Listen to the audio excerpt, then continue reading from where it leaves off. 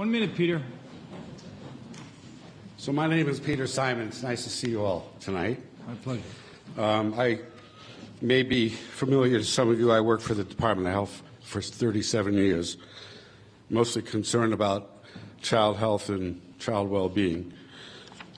I now work, because of the Affordable Care Act and the shortage of primary care providers, I work in Pawtucket, Central Falls, and Providence at the health centers.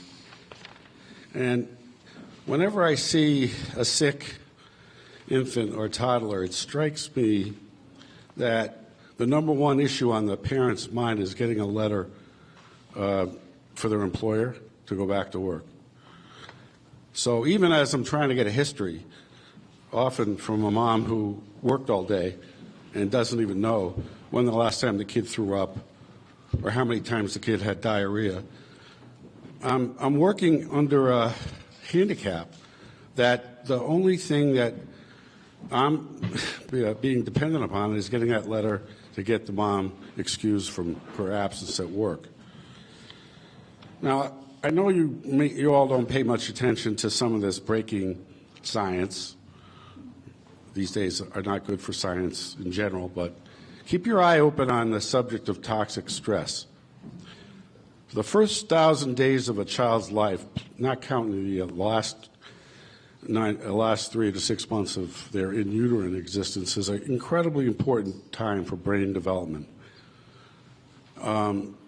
These are the brains that are going to take care of you and me someday, and we can't continue to ignore the subtle impacts of a child facing illness without the touch of a parent in their lives.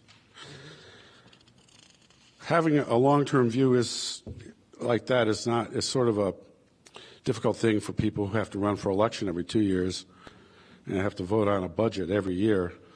But I plead with you, perhaps you'll think about that as you deliberate over these bills that I think deserve your positive support. Thank you.